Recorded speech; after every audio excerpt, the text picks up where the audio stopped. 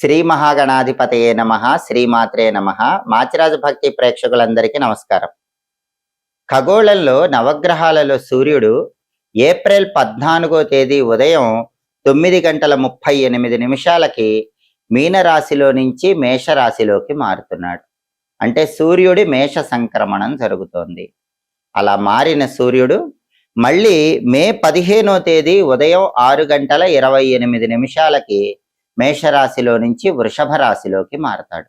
వృషభ సంక్రమణం జరుగుతుంది. అంటే ఏప్రిల్ 14వ తేదీ ఉదయం 9:38 నుంచి మే 15వ తేదీ ఉదయం 6:28 వరకు సూర్యుడు మేషరాశిలోనే ఉంటాడు.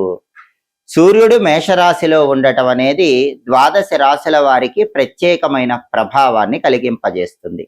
ఈ సూర్యుడి సంచారంలో మార్పు, అంటే సూర్యుడు మీనరాశిలో నుంచి మేషరాశిలోకి రావటం అనే ఈ మార్పు ద్వాదశ రాశుల వారికి ఎటువంటి ఫలితాన్ని కలిగింపజేస్తుందో, సూర్యుడి మేష సంక్రమణం ఏ రాశులకు అనుకూల ఫలితాలు ఇస్తుందో, ఏ రాశులకు వ్యతిరేక ఫలితాలు ఇస్తుందో, అనుకూల ఫలితాలు రెట్టింపు చేసుకోవాలంటే, ప్రతికూల ఫలితాలు పూర్తిగా తగ్గింపజేసుకోవాలంటే సూర్యుడి అనుకూలత సంపూర్ణంగా ద్వాదశ రాశుల వాళ్ళు ఈ సమయంలో పొందాలంటే ఎటువంటి శక్తివంతమైన సూర్య సంబంధమైన పరిహారాలు చేసుకోవాలో, సూర్యుడి మేష సంక్రమణ ప్రభావం సంపూర్ణంగా ద్వాదశ రాశుల మీద నెల రోజుల పాటు ఏ విధంగా ఉండబోతోందో ఈ వీడియోలో మనం తెలుసుకుందాం. తదుపరి కుంభరాశి.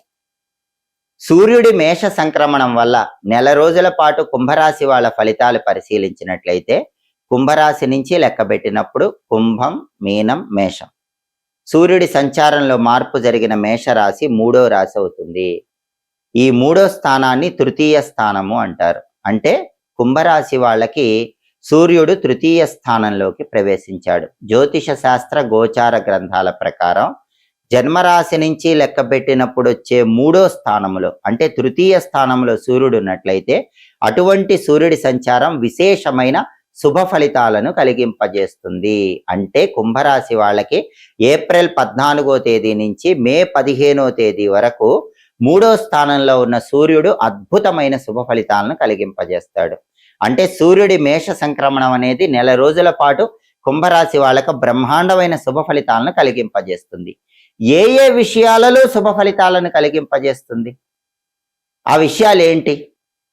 ఆ విషయాల్లో వచ్చే శుభ ఫలితాలు రెట్టింపు చేసుకోవాలంటే కుంభరాశి వాళ్ళు సూర్యుడికి సంబంధించిన ఎటువంటి శక్తివంతమైన పరిహారాలు చేసుకోవాలి?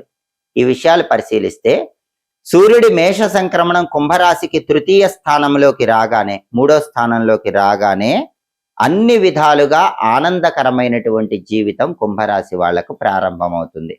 ఆర్థిక పరంగా ఆనందం, ఆరోగ్యపరంగా ఆనందం, కుటుంబ పరంగా ఆనందం, అన్ని రకాలుగా ఆనందకరమైన జీవితం కుంభరాశి వాళ్లకు ప్రారంభమవుతుంది. మానసిక ఉల్లాసం ఉంటుంది, ఉత్సాహం ఉంటుంది. ప్రతి పనిని కూడా ఆనందంతో, సంతోషంతో కుంభరాశి వాళ్ళు నిర్వహిస్తూ ఉంటారు. శారీరక సుఖం ఉంటుంది. అనారోగ్యాలన్నీ కూడా మటుమాయమైపోతాయి. ఏ పనిని ప్రారంభించినా సరే ఆ పనిలో ఎటువంటి ఆటంకాలు, ఎటువంటి అడ్డు లేకుండా ఆ పనులన్నీ దిగ్విజయంగా పూర్తి చేయగలుగుతారు. 3వ స్థానంలో ఉన్న సూర్యుడు కుంభరాశి వాళ్ళకి బ్రహ్మాండమైన కార్యసిద్ధిని కలిగింపజేస్తాడు. బాగా కష్టసాధ్యమైన పని, ఎవరూ చెయ్యలేని పని ఉన్నప్పటికీ కుంభరాశి వాళ్ళు ఆ పనిని ప్రారంభిస్తే 3వ స్థానంలో ఉన్న సూర్యుడు వెంటనే ఆ పనిని ఎటువంటి ఆటంకాలు లేకుండా సులభంగా పూర్తయ్యేలాగా, కార్యసిద్ధి కలిగేలాగా చేస్తాడు. అదేవిధంగా ఆరోగ్యం కూడా బలపడేలాగా చేస్తాడు. ఇంతకుముందు కుంభరాశి వాళ్ళకి ఎటువంటి అనారోగ్య సమస్యలు ఉన్నా సరే ఈ సూర్యుడి మేష సంక్రమణం తృతీయంలో జరిగింది కాబట్టి ఆ అనారోగ్య సమస్యలన్నీ కూడా మబ్బులు వీడిపోయినట్లు వీడిపోతాయి. తిరిగి బలం పుంజుకుంటారు, తిరిగి ఆరోగ్యాన్ని సమకూర్చుకోగలుగుతారు, ఆరోగ్యపరంగా అద్భుతమైన ప్రయోజనాలు పొందగలుగుతారు. అనారోగ్యాలన్నీ మటుమాయమైపోతాయి. సంతృప్తికరమైన, ఆనందకరమైనటువంటి, సుఖమయ, సౌఖ్యమయమైనటువంటి జీవితాన్ని కుంభరాశి వాళ్ళు ఏప్రిల్ 14 నుంచి మే 15 వరకు నెల రోజుల పాటు ఖచ్చితంగా గడుపుతారు. ఆర్థిక పరంగా కానీ, ఆరోగ్యపరంగా కానీ, కుటుంబ పరంగా కానీ బ్రహ్మాండమైనటువంటి అనుకూలతను సూర్యుడి వల్ల పొందగలుగుతారు. దాంపత్య జీవితంలో కూడా అనుకూలత పెరుగుతుంది. ఇంతకు ముందు కుంభరాశి వాళ్ళకి జీవిత భాగస్వామితో ఏవైనా విభేదాభిప్రాయాలుంటే ఆ విభేదాభిప్రాయాలన్నీ కూడా ఈ సూర్యుడి మేష సంక్రమణం ప్రారంభం కాగానే, సూర్యుడు 3వ స్థానంలోకి రాగానే అవన్నీ తొలగిపోతాయి. జీవిత భాగస్వామితో మాట్లాడి వాటన్నిటిని సెటిల్ చేసుకుంటారు. అంటే చక్కటి సపోర్ట్తో లైఫ్ పార్ట్నర్ జీవితంలో ముందడుగు వేసే అవకాశాలు ఉన్నాయి. దాంపత్య జీవితంలో కూడా జీవిత భాగస్వామి చేదోడు వాదోడుగా ఉండటానికి అవకాశాలు ఎక్కువగా ఉన్నాయి. అంటే కుంభరాశి వాళ్ళకి నెల రోజుల పాటు ఆర్థిక పరంగా, ఆరోగ్య పరంగా, కుటుంబ పరంగా బాగుండటంతో పాటుగా ఇంతకు ముందున్న అనారోగ్యాలు మటుమాయమైపోయి జీవిత భాగస్వామి పరిపూర్ణమైన సహాయ సహకారాల వల్ల ఎల్లప్పుడూ ఆనందంగా, హాయిగా, సంతోషంగా కాలాన్ని గడుపుతూ ఉంటారు. ఇంత అద్భుతమైన ఫలితాలు తృతీయంలో సూర్యుడు కుంభరాశి వాళ్ళకు అనుగ్రహిస్తాడు. ఈ అద్భుతమైన ఫలితాలు రెట్టింపు చేసుకోవాలంటే కుంభరాశి వాళ్ళు సూర్యుడికి సంబంధించిన శక్తివంతమైన పరిహారాలు చేసుకోవాలి. ఏప్రిల్ 14వ తేదీ ఉదయం 9:38 సూర్యుడు మేషరాశిలోకి ప్రవేశించగానే, సూర్యుడి మేష సంక్రమణం జరగగానే, ఈ సూర్యుడి మేష సంక్రమణం అనేది ద్వాదశ రాశులలో కొన్ని రాశులకు అనుకూల ఫలితాలు ఇస్తుంది, కొన్ని రాశులకు వ్యతిరేక ఫలితాలు ఇస్తుంది. మళ్ళీ సూర్యుడు మే 15వ తేదీ ఉదయం 6:28 వృషభ రాశిలోకి ప్రవేశించే వరకు ద్వాదశ రాశుల వారికి సూర్యుడి మేష సంక్రమణ ఫలితాలు ఉంటాయి. అయితే సూర్యుడు మేషరాశిలోకి ప్రవేశించడం అనేది కొన్ని రాశులకు అనుకూల ఫలితాలు ఇస్తుంది, కొన్ని రాశులకు వ్యతిరేక ఫలితాలు ఇస్తుంది. అనుకూల ఫలితాలు ఇంకా బాగా రెట్టింపు కావాలంటే, వ్యతిరేక ఫలితాలు పూర్తిగా తొలగింపజేసుకోవాలంటే ఏప్రిల్ 14 నుంచి మే 15 మధ్యలో ద్వాదశ రాశుల వాళ్ళు ఆదివారాలు సూర్యుడికి సంబంధించిన శక్తివంతమైన పరిహారాలు చేసుకోవాలి. ఏప్రిల్ 14 నుంచి మే 15 మధ్యలో ఆదివారాలు ఎప్పుడు వచ్చినా సరే సూర్యుడికి సంబంధించిన పరిహారాలు చేసుకుంటే ద్వాదశ రాశుల వారికి సూర్యుడు అద్భుతమైన శుభ ఫలితాలు ఇస్తాడు. ఆ పరిహారాల్లో మొట్టమొదటి పరిహారం ఏంటంటే, సూర్య భగవానుడికి ప్రీతికరమైన స్నానాన్ని ఈ సమయంలో వచ్చే ఆదివారాలు చేయాలి. ఆ స్నానం ఎలా చేయాలంటే, మీరు స్నానం చేసే నీటిలో కొన్ని ఎరుపు రంగు పుష్పాలు వేసి ఆ నీటితో స్నానం చెయ్యాలి. అప్పుడు అది సూర్యుడికి ప్రియమైన స్నానం అవుతుంది. అంతేకాకుండా మీరు స్నానం చేసే నీళ్లలో వీలైతే కొద్దిగా కుంకుమ పువ్వు పొడి కూడా కలుపుకోండి. అప్పుడు ఇంకా అది సూర్యుడికి ప్రీతికరమైన స్నానం అవుతుంది. ఎర్ర పుష్పాలు, చిటికెడు కుంకుమ పువ్వు పొడి, వీటిని స్నానం చేసే నీళ్ళలో కలుపుకొని ఆ నీళ్లతో స్నానం చేస్తే సూర్యుడి సంపూర్ణమైన అనుగ్రహం కలుగుతుంది. స్నానం చేశాక సూర్యుడికి ఇష్టమైన విధంగా ఏప్రిల్ 14 నుంచి మే 15 మధ్యలో వచ్చే ఆదివారాలు అర్ఘ్యం వదిలిపెట్టాలి. అర్ఘ్యం ఎలా ఇవ్వాలి? శుభ్రంగా తోమిన రాగి పాత్ర, రాగి చెంబు తీసుకొని దానిలో నీళ్లు పోసి అక్షింతల్లో కుంకుమ కలిపి ఆ కుంకుమ కలిపిన అక్షింతలు వేయాలి. ఎర్రపూలు కొన్ని ఆ రాగి చెంబులో ఉన్న నీళ్ళలో వేయాలి. వీలైతే ఎర్ర చందనం కొద్దిగా వేయాలి. ఎండుమిరపకాయ గింజలు కొన్ని వేయాలి.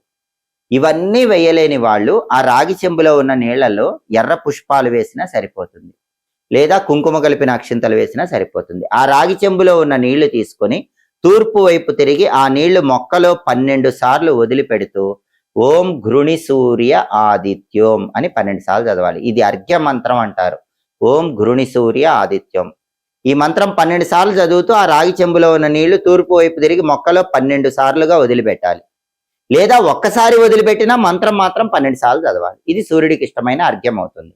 సూర్యుడికి ఇష్టమైన స్నానం చేయటం, సూర్యుడికి ఇష్టమైన అర్ఘ్యం వదలటం, ఆ తర్వాత సూర్యుడికి ఇష్టమైన దీపాన్ని ఈ సమయంలో వచ్చే ఆదివారం స్నానం చేశాక ఇంట్లో హాల్లో తూర్పు దిక్కులో వెలిగించాలి.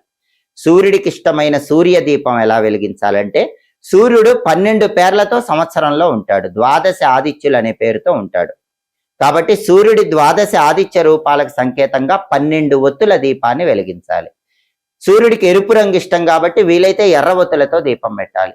ఎర్ర ఒత్తులు దొరకకపోతే ఒత్తుల కుంకుమ రాసి ఆ ఒత్తులతో దీపం పెట్టాలి. ఆ దీపం ఎలా వెలిగించాలి? సూర్యుడికి ఇష్టమైన దీపాన్ని ఆదివారం పూట ఈ సమయంలో ఎలా వెలిగించాలంటే, స్నానం చేశాక హాల్లో తూర్పు దిక్కులో ఒక పీట పెట్టండి. ఆ పీటకు పసుపు రాసి కుంకుమ బొట్లు పెట్టి వరిపిండితో ముగ్గు వేసి ఒక మట్టి ప్రమిదలో ఇంకో మట్టి ప్రమిద ఆ పీట మీద ఉంచి సూర్యుడికి ఇష్టమైన నువ్వుల నూనె పోసి 12 ఎర్ర ఒత్తులు కలిపి ఒక ఒత్తిగా చేసి ఆ ఒత్తి తూర్పు వైపు వెలిగేలా దీపం పెట్టాలి. దీన్నే సూర్య దీపం అంటారు. చాలా సులభం. ప్రతి ఆదివారం స్నానం చేశాక ఇంట్లో హాల్లో తూర్పు వైపు 12 ఒత్తులు కలిపి ఒక ఒత్తిగా చేసి, ఇంకా వీలైతే 12 ఎర్ర ఒత్తులు కలిపి ఒక ఒత్తిగా చేసి ఆ ఒత్తి తూర్పు వైపు వెలిగేలాగా దీపం పెట్టండి. దీన్ని సూర్య దీపం అంటారు. ఈ సూర్య దీపం పెడితే సూర్యుడి మేష సంక్రమణం అనేది ద్వాదశ రాశుల వాళ్ళకి సంపూర్ణమైన శుభ ఫలితాలు ఇస్తుంది. అలాగే ఏప్రిల్ 14 నుంచి మే 15 మధ్యలో వచ్చే ఆదివారాలు పని మీద బయటికి వెళ్ళేటప్పుడు బెల్లం ముక్క నోట్లో వేసుకుని నవ్వులుతూ వెళ్ళండి. నానబెట్టిన గోధుమలు బెల్లంతో కలిపి ఆవుకు పెట్టండి. లేదా కేజింబావు గోధుమలు ఆదివారం ఉదయం 6 నుంచి 7 మధ్యలో కానీ మధ్యాహ్నం 1 నుంచి 2 మధ్యలో కానీ ఎర్ర వస్త్రంలో మూట కట్టి పంతులు గారికి దేవాలయంలో దానం ఇవ్వండి. ఆదివారం ఉపవాసం ఉంటే ఇంకా అద్భుతం. సహజంగా ఎవరైనా మాంసాహారం తినాలనుకుంటే ఆదివారం తినకూడదని గ్రంథాల్లో చెప్పారు. వేరే వారాలు తినవచ్చు. చాలా మంది ఇతర వారాల్లో ఉపవాసం ఉంటారు, కానీ ఆదివారం మాంసాహారం కొంతమంది తింటారు. మాంసాహారం తినే వాళ్ళు ఎవరైనా ఆదివారం మాంసాహారం తినకూడదు, మిగిలిన వారాల్లో తినండి అని గ్రంథాల్లో చెప్పారు. కాబట్టి ఆదివారం మాంసాహారం తినకుండా ఉండటంతో పాటుగా ఎవరైనా సరే ఆదివారం పగలు ఉపవాసం ఉండి రాత్రికి గోధుమ రవ్వతో చేసిన పదార్థాలు అంటే గోధుమ రవ్వ ఉప్మా ఇలాంటివి ఆహారంగా స్వీకరిస్తే కూడా సూర్య భగవానుడు విపరీతంగా తన అనుగ్రహాన్ని కలిగింపజేస్తాడు. లేదా గోధుమ పిండితో చేసినటువంటి చపాతీ లాంటివైనా సరే ఆదివారం రాత్రిపూట ఆహారంలో స్వీకరించండి. పగలు ఉపవాసం ఉండి రాత్రికి గోధుమలతో చేసిన పదార్థాలు తింటే ఈ రవిగ్రహ ఉపవాసం అనేది కూడా రవి మేష సంక్రమణం సంపూర్ణంగా అనుకూల ఫలితాలు ఇచ్చేలాగా చేస్తుంది. ఈ పరిహారాలలో ఏ పరిహారం వీలైతే ఆ పరిహారం చేసుకోండి. వీలైనన్ని పరిహారాలు ఏప్రిల్ 14 నుంచి మే 15 మధ్యలో వచ్చే ఆదివారాలు చేసుకుంటే ద్వాదశ రాశుల వారికి సూర్యుడి మేష సంక్రమణం అద్భుతమైన శుభ ఫలితాలను కలిగింపజేస్తుంది. పరిహారాలు చేసుకోలేని వాళ్ళు ఆదిత్య హృదయం కానీ సూర్యాష్టకం కానీ చాంటింగ్ అయినా సరే ఈ సమయంలో వచ్చే ఆదివారాలు వినండి. సూర్యుడి అనుగ్రహం వల్ల రవి మేష సంక్రమణం సంపూర్ణమైన అనుకూల ఫలితాలు ఇచ్చేలాగా గోచారాన్ని మార్చుకోండి. ఎప్పటికప్పుడు జ్యోతిష శాస్త్ర పరంగా ఖగోళంలో గ్రహాల సంచారంలో వచ్చే మార్పు తెలుసుకోవాలనుకుంటున్నారా? ఆ మార్పు ద్వాదశ రాశులలో ఏ రాశులకు యోగిస్తుందో ఏ రాశులకు యోగించదో తెలుసుకోవాలనుకుంటున్నారా?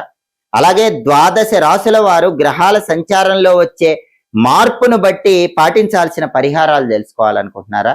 అయితే మాచిరాజు భక్తి ఛానల్ తప్పకుండా చూడండి. మా వీడియోస్ మీకు నచ్చినట్లయితే మా ఛానల్ లైక్ చేయండి, కామెంట్ చేయండి. మా ఛానల్ వీడియోస్ 10 మంది మిత్రులకు షేర్ చేయండి. మా ఛానల్ సబ్స్క్రైబ్ చేసుకోండి. పక్కన ఉన్న బెల్ సింబల్ నొక్కటం మాత్రం మర్చిపోకండి. సర్వే జనాః సుఖినో భవంతు. స్వస్తి.